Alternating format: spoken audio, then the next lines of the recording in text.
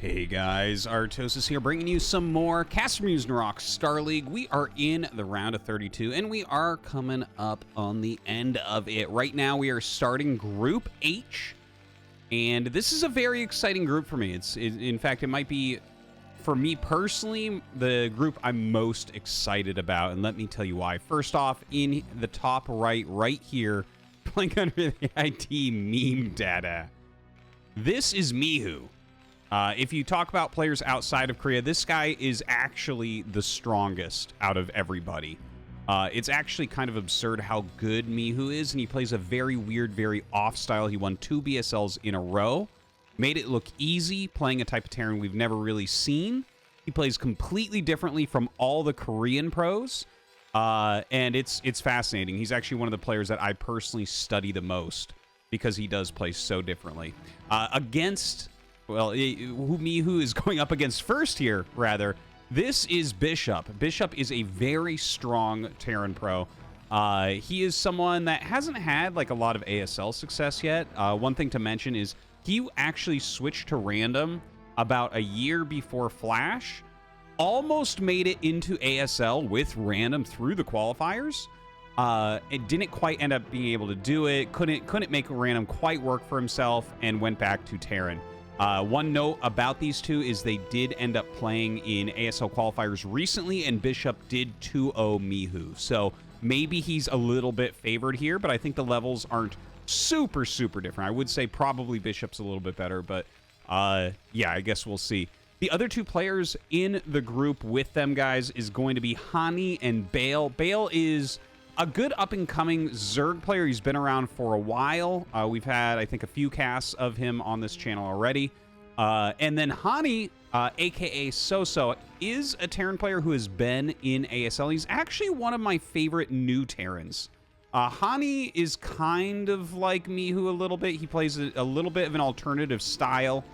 And I guess I'll just talk more about that when we're casting his games in the next match. So yeah, that's what we're looking at for the group. 3 Terran players, absolutely fantastic.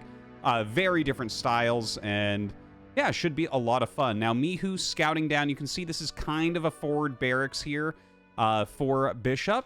He gets his factory started, albeit just slightly later than Mihu's. And this type of barracks placement not only will scout your opponent quicker, it can also fool them into thinking it's closer, but also it's close enough that, like, for instance, if your opponent goes for a very quick command center, you might be able to pressure it some. There also one other thing. We're going to see if he starts a 3rd Marine, because 1 Marine is coming down to chase this SCV right now. Let's see if he starts a 3rd, because this is kind of a trendy thing. Okay, he only goes with 2, but there is a slight trend in Korean pro Terran versus Terran where forward barracks are making 3 Marines to go pressure. 3 Marine plus 1 SCV pressure. It's a funny looking thing because you kind of hit a supply block as you're hitting your command center. He's not going to do it this time. I guess I won't talk about it too much, but just something I did want to mention in there. Now, taking a look at what we have going on, Mihu is just expanding off of a single Marine. His barracks already flying to almost halfway in the map, so the barracks at kind of similar positions. First Vulture popping out. First Vulture here will be popping out shortly as well. Now let's look at what those follow-ups are going to be. Still want 2 SCVs on gas here. It's not entirely sure. Like, Mihu actually has a lot of gas. He may switch into starport play. We'll see. Doesn't necessarily have to. There's a lot of ways to balance your economy in TVT, and there's so many opening build orders of varying degrees of power. Second factory goes down as well as an add-on. Kind of interesting. Like, is he going to go 3-fact? Is he going to go 2-fact? 2-fact speed has become a little bit of a thing. He could technically go siege tank here, although that feels a little bit iffy with 2 vultures. Things can go wrong. But here comes BishOp, and he's got 2 Marines and 2 Vultures. So, okay, it is going to be 3-factory play here for Mihu. But, like, obviously this small group, you're not going to be too afraid with this, right? Like, you're down 1 unit.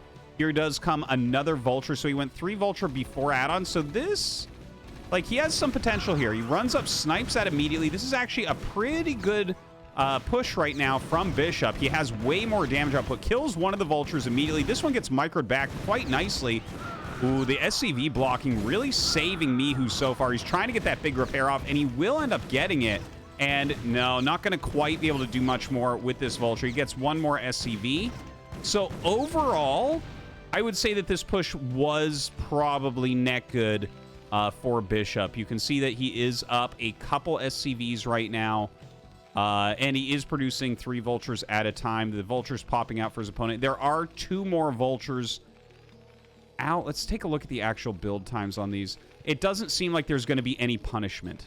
Okay, because that's one thing you got to look at. If someone actually is up like a round of Vultures, someone's actually up 2 or 3 Vultures with the speed that they get after the speed boost, sometimes you can do a counterattack. But when you account for the distance across the map, right, it's like, okay, technically you have 2 more Vultures out, but by the time you get down here, he's going to have the same amount of Vultures. So there's not really a punish available, right? So right now, we have Mihu just kind of macroing out these Vultures. He does have that speed upgrade done.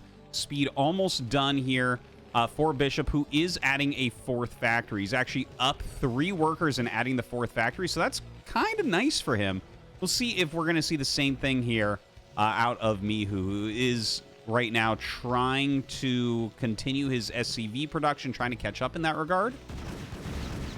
These are all kind of interesting choices that you make in Terran versus Terran. Like, if, for instance, if someone's going 3 factory Vulture and you go 4 factory Vulture, you can gain a big advantage through that. But the more factories you're producing off of, the quicker you're trying to make your Vultures, the more SCVs you have to cut.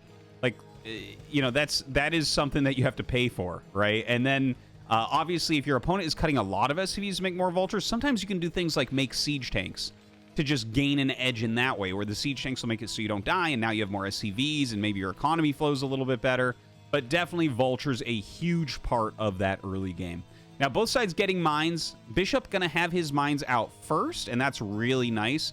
In Vulture versus Vulture, the mines mostly just give you a sense of security, I guess, is the right way to put it. Now, he actually runs up for an attack. This is a little bit surprising that he's attacking right now. He hasn't even laid a mine, and now Mihu comes up with the rest of his Vultures, and Mihu actually has more Vultures here. This was a huge mistake from BishOp. I'm very surprised he attacked into that. Like, there's no reason right now for you to think that you have more Vultures. He has a floating barracks, and so he attacked, like, Mihu's just gonna kill him. Like, I mean, this is not good at all for BishOp right now. BishOp is trying to stay alive, but definitely a huge mistake to attack into those. When your attack moving and your opponent is just sitting, their Vultures are going to get that first volley. And so, unless you have a really overwhelming amount, you're not going to win that. And when you're closer to your opponent's base, they're going to have more Vultures because their rally is quicker. And now that all these SCVs are dying, look at this, 36 to 72. The game is over. Mihu has won against BishOp, and that means that Mihu will be going to the winner's match.